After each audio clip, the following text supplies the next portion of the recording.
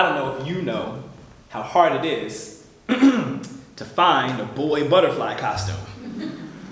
But there ain't one. Not a single one. They're all meant for girls.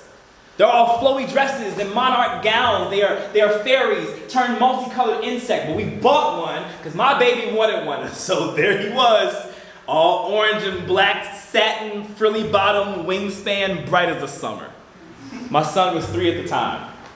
Has no idea what a dress is. Never calls it a dress when he sees it. Just imagines himself dressed to the nines and free from his chrysalis. When I was a boy, we could not be butterflies.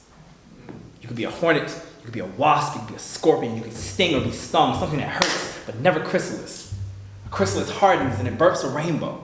A chrysalis allows what's inside to become new. And I was taught to boys, we don't get to rainbow, you get scab. Scabs harden and then birth a scar. It's ironic because boys, they make it out of their childhood but are often scarred by it. We learned, he was so fascinated with butterflies that we learned a few things, like how some wings are poisonous. And ain't that a metaphor for a boy born into toxic, carrying it on his body, on his back, dangerous when he just wants to be beautiful, wants to stop and smell the roses. My son still stops mid-stride to admire a flower or the sky or the beauty in just being alive. He is a kaleidoscope of emotions and always breaking free. But butterflies, they're so easy to break. And that is what scares me most as a parent.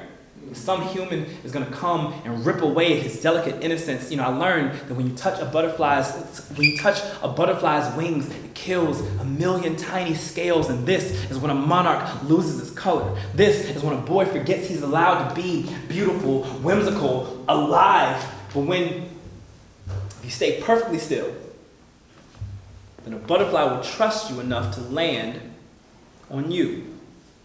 So now I am trying to soften my primitive hands so that he lives like a butterfly, doesn't die like a man. Instead, I admire him in his butterfly costume as he twirls and boasts and still plays with all the trucks and trains and little boy things. And sometimes he'll rest his head on my palm as if to tell me thank you for giving him wings.